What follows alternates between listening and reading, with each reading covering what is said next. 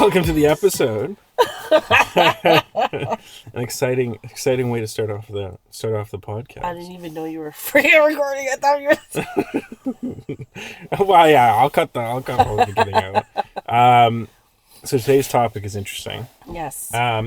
It as I was workshopping questions and searching things up online, I was, just to preface this whole, before I tell you what the topic is, I was like, how do I go about this in a way that doesn't feel that is a question about the debates of the heart, rather than everybody wanted to turn this whole topic into like a cheating thing. Mm-hmm. So anyways, the topic of today is, can you love two people at the same time? Or can you feel romantic love for two people at the same time?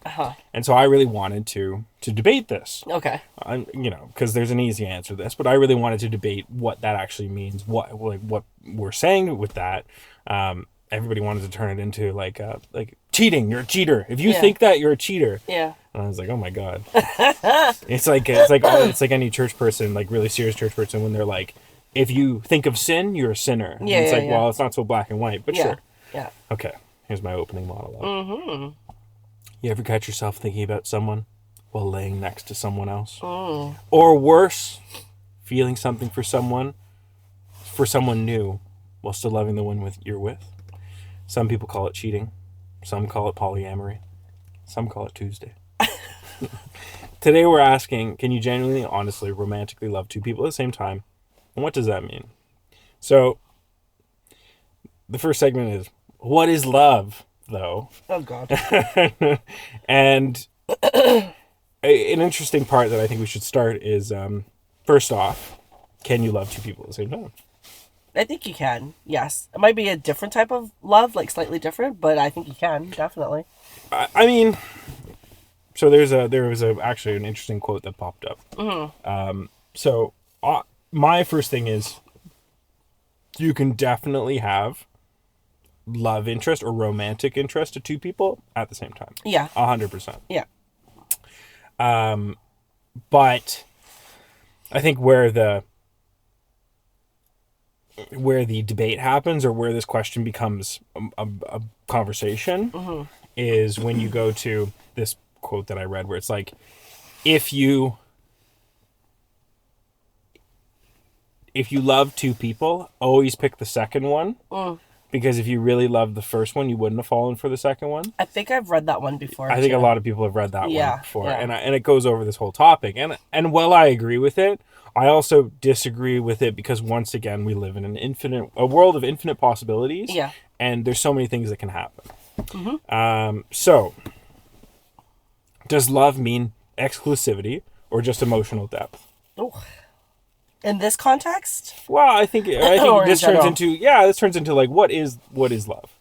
I think it's an emotion for sure. Mm-hmm. And what was the other part of it? Is it an emotion, or is it does love mean exclusivity, or is it emotional depth? I think to me, love is exclusivity, but there is obviously some emotional depth. You have to have that. Like, it's a feeling. Mm-hmm. Right? I would say that love doesn't directly connotate to exclusivity. Okay. But I also am saying that in a general sense of what love means. Okay. Right? Just because you love your family. Yeah. That doesn't mean that you love one person or the other person. Yeah. Like, doesn't mean you love one kid more. Mm-hmm. You could love one kid more, but it doesn't mean exclusively you love one kid. Right. It's, you can love both kids. You can love your partner. You can love your grandparents and your parents and everything, right? That's general love. Just like friends. Mm-hmm.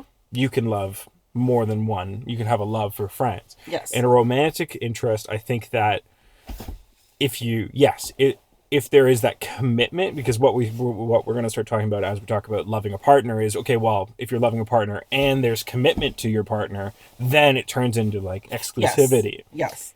Because you're like, this is my person, so I'm not going to allow myself the opportunity to fall for somebody else. Mm-hmm. But I've heard lots of cases where that happens and they don't mean for it to happen and whatever else. Interesting. Okay. Is it possible that different people reflect different versions of you, and that's why it feels real? Yes. 100%. 100%. Yeah. Well, once again, people are so infinitely complex that you are bound to meet other people that highlight unique aspects about you. Yes. And so I think that there's a lot of cases, and I actually know a lot of, as I think about it, I know quite a few people who have met two people that make them feel very differently about who they are. And that turns into a whole conversation of, well, if you have to choose between two versions of yourself, what version do you choose? And the answer to that is always what you feel most comfortable with. Yeah. But it's interesting how, there's people, I mean, it's true of everything. People amplify you. So figuring out who best to amplify yourself. Yeah. True. We answered that one really quick. I thought we'd be going into that longer. So here's an interesting thing. Are we allowed to love more than one person, or is it just socially rejected? I think you are entitled to love more than one person, for sure. Whether or not it's socially rejected, that's on if you allow social media to dictate your feelings, or you know what I mean? Because we talked about that before, where people use social media as a, what was the word that we used it? They use it as like not like a tool, but they use it to validate. As validation tool. As validation. Yeah. But no, I definitely think that you can. It's just, like a lot of people, as one person said, use social media for social media purposes. But that doesn't necessarily mean that they're getting that validation, or they're needing, social media to be like, well, no, that's not okay. It's everybody is for themselves. Like technically you really shouldn't be using social media as a way to dictate how you live your life, or how you love, or who you love, or whatever. Do you know what I mean? Like, you got to think about it as like, before social media, how did we deal with all of that? Like, we didn't have that, right? So it's like, but now, because social media plays such a heavy part, it's like now everybody goes to Chat GPT, everybody goes to Google. Is this right? What am I doing? Like, is this wrong? And so it's like, these are simple things that we should already know the answer to. It's like, you don't need to do that. You just need to read black and white. Okay, yeah, I'm not thinking wrong. What's actually happening is actually like something that is, it's something that's true. Like, it's a fact, or whatever it may be, Yeah, that's how I think about it. What about you?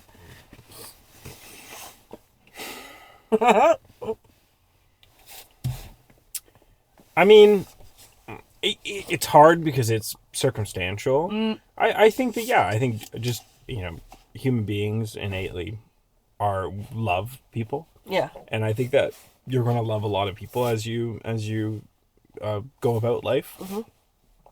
And I think that in certain cases, you will have love for multiple people at the same time. And that doesn't mean everything's going to end up as a relationship or end up as anything.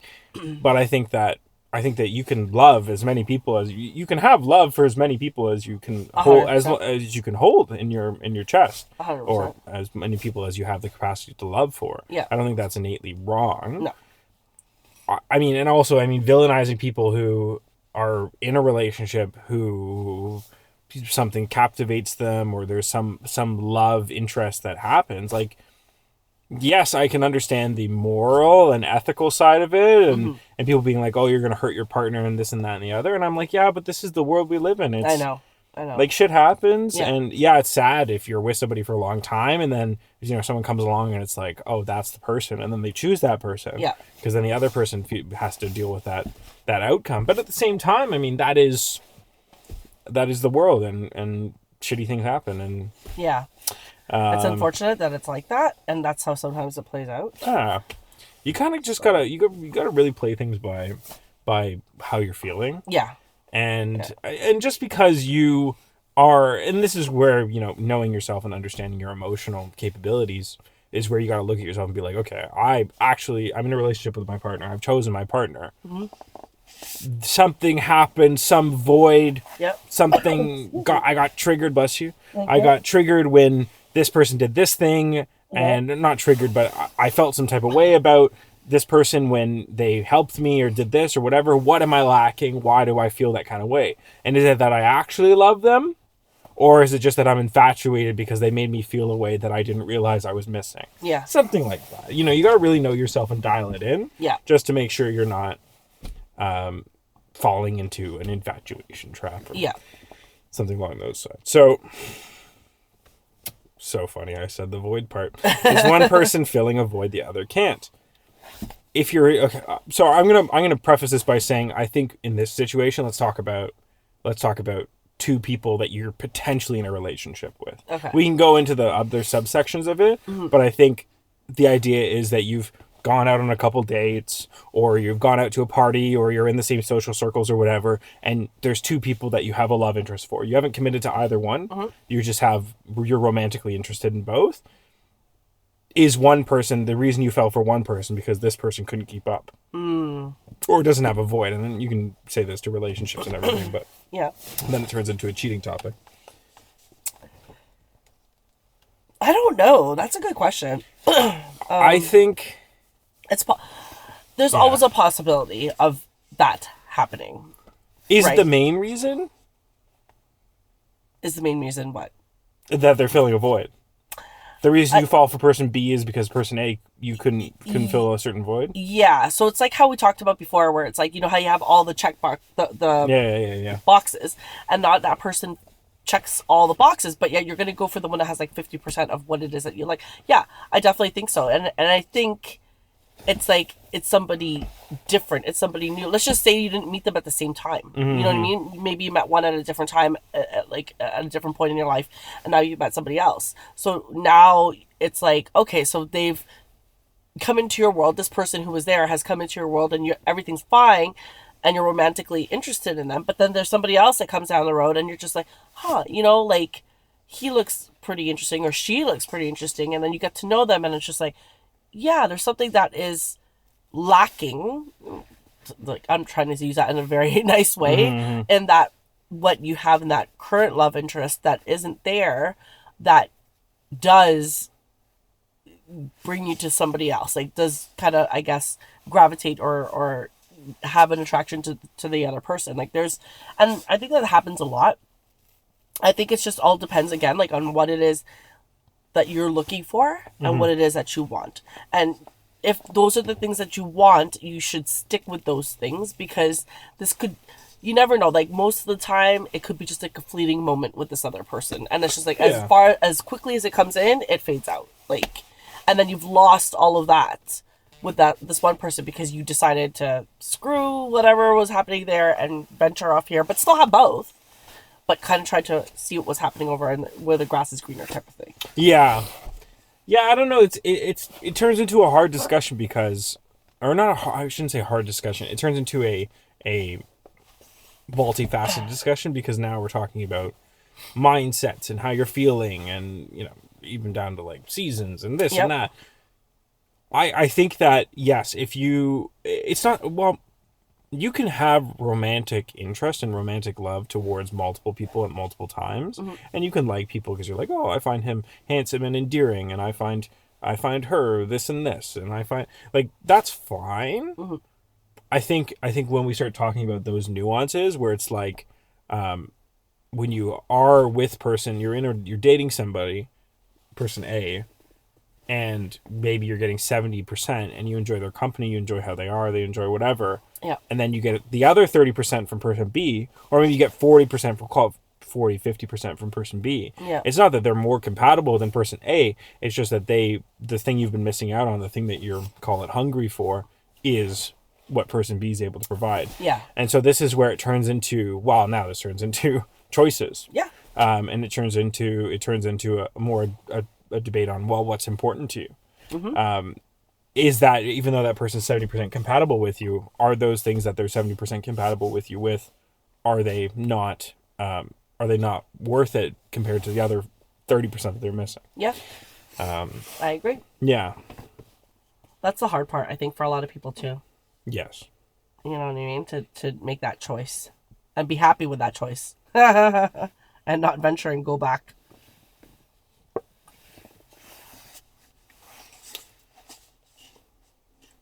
And it's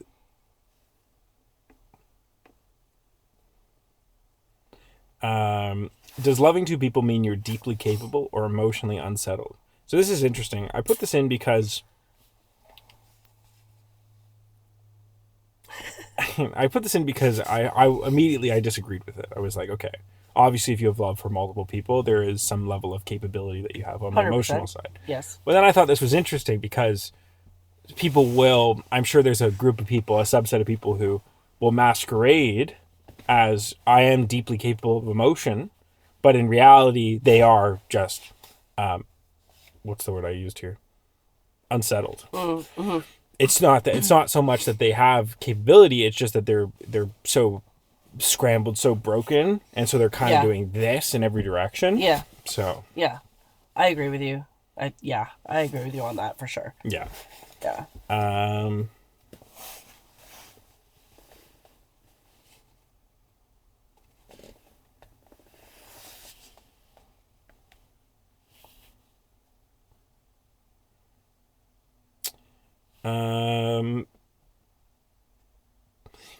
If both feelings are valid, what do you do? Oh God. From both people, you mean? And how you're feeling towards them? Yeah. Like if everything's, let's call it that you're not scrambled, Okay. you're deeply capable, and you truly are romantically in love with two people. Who do you choose? At the end of the day, you have to choose what you can see, I guess, whatever your potential future is. Not necessarily getting married, but like, can you see a life with them? Can you see being with them for, a while? I'm not saying like 2-3 months down the road.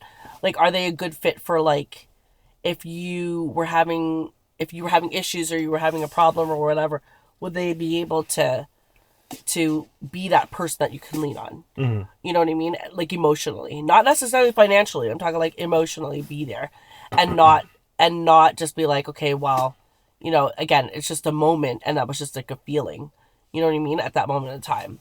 And then but I think if that was the case and if I was in that position, I think I would literally have to like take a moment and just like take a breather for a second and like really weigh my pros and cons as bad as it sounds, because like everyone brings something different to the table, right? Like are you just for this one person because of A, B, and C?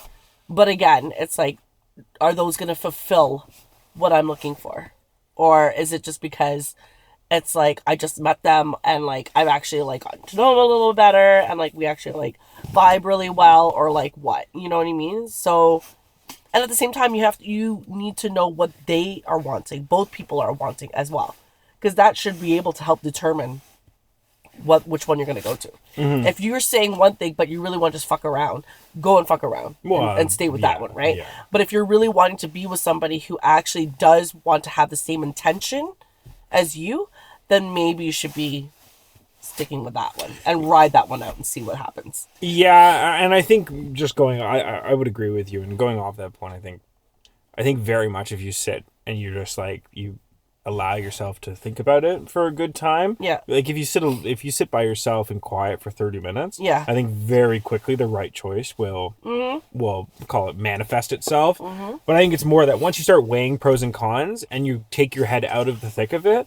I think very quickly the right person or the right choice or who's the most compatible for you and what the best long-term choice is will become very clear. Oh yeah. I think that's true of most things in life. When you're at a situation where you feel like it's a crossroad, it's not really as much of a crossroad as you think it is, because once you start going, okay, well, these are the things I value as a person and this is how I see my future, and very quickly you start going, oh, okay, well, that's more person B or person A.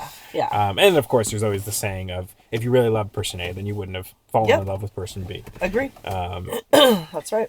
And then there's the next part, which is, are you obligated to choose? I mean, why would you not be obligated to choose? Do you have to choose? If again, depends on the circumstance, depends on what it is that you're wanting in life. Right. Again, right? Like if you want to play around with multiple people, men and women, whatever, it's your choice. And obviously they all find out, whatever, there's consequences to that. But again, it's how you see yourself. It's like, are you in that space, like in that moment in time, are you kind of like looking to settle down, or are you looking to just kind of like live life? Right. Like, because you've done this, done that, so now you're just venturing out and seeing like what's out there and whatever. Mm-hmm. But at that point, you really if that's the case, then you really shouldn't be making a choice because you're not ready to make that choice. You're just settling because of what the situation is around you. Yeah, and I also will say that I think making a choice is choosing neither. Yeah. I think that it's one of those things where maybe to when you fell in love because they both fill each other's gaps in whatever you're looking for, and making a choice not to choose and being like, you know what, I think you're both great. I have a lot of love for you both, but let's keep it whatever, platonic. Let's keep it as friends. Let's see where things go, but I don't want to invest in anything at this point. Because maybe there is another option that's just further down the road and these two aren't the right option. So, I mean, I think that you should choose. Yeah. I think that when you do get to the crossroad, you should definitely choose a path, whether that's A, B, or no choice. Yeah. Because it'll make your life easier instead of playing this romantic triangle case. But at the same time, if you need to take your time and debate, then do it. But, don't be frozen by inaction. You can always make a choice and fix it from there. Yeah, exactly. What's the cost of trying to hold both loves in your life? I'll preface by saying I think that a relationship is so nuanced. Yeah. And, I mean, coming from a monogamy standpoint, I think that there's so much that a relationship requires from an individual that it would be really, really hard to split yourself and to do two. Yeah. And then, the polyamorous people will be like, what are you talking about? Yeah. It's easy. But I always think that someone gets burned in the end. 100%. And so for that case, I'll say that, I think the cost of trying to keep both in your life is, I have a feeling you lose both of them. I think eventually, you would. It's emotionally taxing on you as well, right? Right. And mentally and physically. And I would say that it'll probably turn into like a seesaw, teeter-totter, windshield wiper situation where you're with this person, this person, this person, this person. Yeah. And I think that's ultimately what things will turn into. And then let's say you're 70% compatible with both. Yeah. I think that drops to 35% compatible because you're only able to show up at a half capacity. Yeah. So I think that not making a choice actually is likely the worst choice you can make. Mm-hmm. Not in every situation, because maybe you need to see how the playing field looks. Yeah. But my assumption would be that not making a choice makes the universe make a choice for you, and you may not necessarily like that answer. Yeah. Agreed. So an interesting little bonus question is, and this goes to the whole second love thing. Is the second love always a symptom of something broken in the first? If we're referring to what we've just said, yeah, I would say so. I think that talking about true, authentic love is true. Yeah. That is true. Because you're not going to, if you're truly in love with somebody, you won't fall for the second person. Yeah, you wouldn't be venturing down that road. And that's not to say you won't like people. Yes. Like you can walk down the street and you can be in a committed relationship where you love somebody and you can be like, oh, that person's hot. Yeah. That girl's hot, that guy's hot, whatever, whoever you are. Yeah. That's not necessarily what we're saying. We're saying like true romantic sense. Mm-hmm. I think that that there has to be something. Oh yeah. That's opening your heart to somebody else. Yeah. Because it shouldn't be that open. Yeah. Yeah. Yeah. But that's why I think like relationships or whatever are tested all the time. Mm-hmm. Right? Like this is why, like we talked about, so many people come into your life and then you're just like, shit, that's actually a really nice person. Mm-hmm. You end up finding out that they're single or whatever, and they haven't dated in a while, and you're like, yeah, I kind of want to see what it's like going on a date with them. Mm. Like, get to know them on a more deeper level, right? Mm-hmm. And then because it's just kind of like, maybe sometimes things just have been kind of stale in maybe the relationship that you're in, or like the dating world that you're in, so you're just kind of trying to like spice it up. Yeah, I think so. Yeah, it's interesting. It's interesting, all the scenarios, because I can think of a million, like if we looked at it like a movie scenario. Yeah. I can think of a million cases where you'd have the audience being like, oh, I get it, girl, or I get it, dude. Yeah. where they'd be like, oh, I get why you like this person and this person. Oh, you weren't sold on this person, but you kind of liked them. And then, oh, they did that one thing where you're like, oh, I like that. But Yeah. what? Yeah.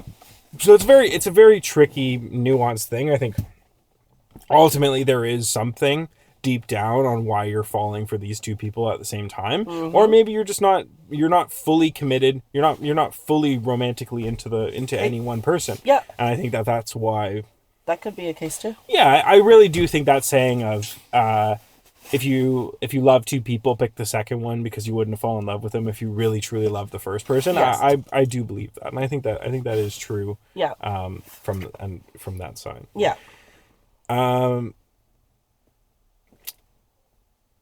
So this is a little interesting. This is my final last hurrah. Okay. Can you really love two people at once? Or is it just our fear of missing out dressed up as feelings, or dressed up in feelings? That's a rhetorical question. You don't have to answer that. Okay. And maybe more importantly, if someone told you they loved you, okay, and someone else, what would you do? That's what I'm curious on, because it's so easy to talk about it if you're the person in that scenario. You're like, Yeah. I get why I would do that and this and this. Yeah. But if you're romantically into somebody, you are like, I like this person is my person. Yes. And they said, hey, I have to come clean. I love you, and I love this other girl. Oh, And they're at a crossroad. I think I would be heartbroken, obviously, at first. I'd have mixed feelings over it. I would probably go through so many emotions at that moment in time. And I'd probably question the shit out of them. It's a normal reaction. But ultimately, it's like, I'm not going to try... Me, in that position, I'm not going to try to win you over. I'm not going to try to convince somebody that I'm the better of the two that you supposedly love. You need to make that decision on your own, and you need to be happy with that decision. And if that means I get crushed, okay, yeah, it's going to hurt, but this is life. That's right. Right? And you go through ups and downs, you go through heartbreak, you go through, the highs and lows. So it's like, if that happens to be a low that I would go through, well, okay, yeah, it sucks because now I've wasted, I shouldn't even say wasted, but I've spent time, energy, effort, on this one person, thinking that this was going to be like somebody that I could build myself and my life with. But at the end of the day, it's like, I would rather have a partner that's going to be happy and chooses me instead of dilly-dallying and being like, well, I've told her, and you know what I mean, and then end up finding out that maybe they made the wrong choice. You know what I mean? Because their actions would eventually show if they decided to stay with me, and but they still are not sure about their feelings, and then they're kind of they start acting differently and whatever. It's just it's going to go back to that same conversation that you've had, right? So it's like that is ultimately up to that person to decide. But I'm not going to be I'm not going to compete. I'm not about that, because it's you should know. Yeah, and I like my instantly when I'm phrased as when it's then when the perspective's changed from being on the action end and being on the receiving end, immediately I go, okay, well, automatically I'm less invested in this person. Yeah. Because you go through a range of emotions and realize that this person isn't... You realize that the playing field isn't level. Yep. This person's not as interested in you as them, and especially if it comes as a surprise, I think that's a lot from hear from somebody. And so, yes, like you said, going through a lot of emotions, really feeling things out. And I think that depending on the circumstances, and once you get down to the bottom of it, I think that could be the end of the relationship. Yeah. Truthfully, I think it could just be one of those things where you're like, hey, you're not into this as much as I'm in this. Yeah. And I'm not interested in continuing things with you. Yeah. Which would be crazy if their whole preface was, oh, I love this other person, but I chose you. Yeah, but I would respect that. I would respect the guy telling me the truth. Yeah. But knowing that it's I'm in that... And you were just an option, you're saying? Yeah, an option, or in that seesaw. Yeah. And you're trying to figure out which fucking way am I gonna go. It's I don't, you know what I mean? And I get it, because it's I'm sure it's happened to many people, obviously, out there. Yep. But it's I'm not gonna... I feel how you would feel, and be like, you know what? Yeah, it's probably not gonna end up good because you've already said that. So now it's kind of put a bad taste in my mouth about like, and it's kind of like tainted my whole idea of us being together and everything like that. And that's always going to be in the back of my mind. Like if he chose me at the end, that would still be in the back of my mind regardless. Like there's nothing that you can say or do that would erase that. Yeah. Right? Because it's kind of like, okay, Yeah, so I think... if it happens again, then what? Well, I mean, it turns everything into a what if, right? Because then it becomes, okay, well, I'm an option, so what if there's another option? There you go. Will he always choose me in that case? Will she always choose me in that case? Yeah. I think ultimately it just puts into perspective from the person's side. Like, I think if you're dealing with this, you should kind of keep it under wraps. Yeah.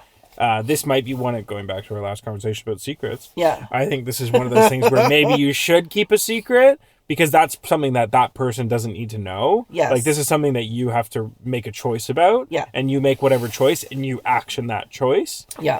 You definitely, I don't think you should let the person you end up choosing, I don't really think you should let them know. Because then it'll turn into this self-doubt that eats away at them. 100%. It hurts. That hurts knowing, too, that you're one of the two options. Well, that's as a man or a woman, it's like, what? Why am I an option? It's like, I should be your number one. Yeah, I mean, there was a post I read the other day, and it was talking about how this guy has been married to his wife for, 15 years or 10 years or 15 years or whatever. Yeah. They have 2 kids together. They're madly in love, whatever. And one day he ended up coming home from work a little bit earlier than he meant to, and they were having girls' night, so nothing, like no cheating or anything. But he was in the house, and I guess the women didn't know that he was in the house, and he overheard his wife telling them that, the biggest regret she has is what life would have been like if, when they were 5 years into their marriage, her ex that she madly fell in love with, who was like a crackhead or whatever, and they broke up with years before they had met the other guy. What would have happened if, because he reached out to her and said, hey, I've cleaned up, I'm going to travel the world, I locked down a job and got all this money and everything, but I'm packing a bag and going off. I want you to come with me. I know you're married, I know you're this, it's a big commitment, but this is, I love you and care about you. And she says her biggest regret is not seeing that, just seeing what that would have been like, but also understanding that she made a choice because she loves her partner and he's safe and all this. And so, the guy let himself out of the house and went away, and he didn't leave or anything. He just went like down the street and kind of processed it. Yeah. And, she called him and was like, hey, like, you're way later than you were supposed to be. Like, where are you?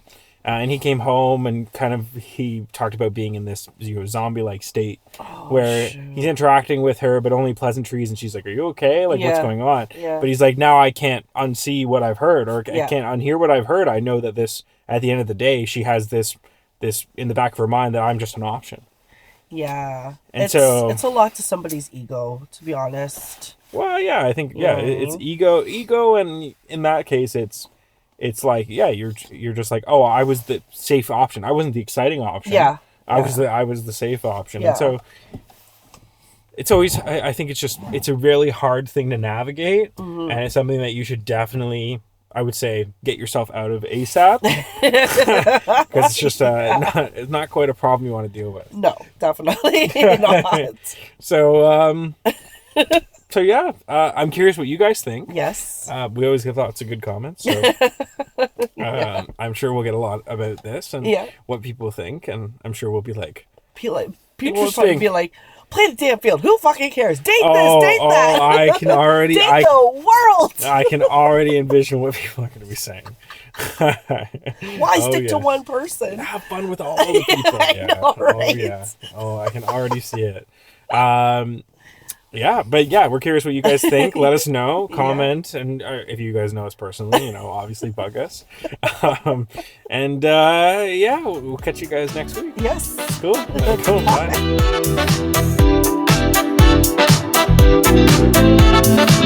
Bye.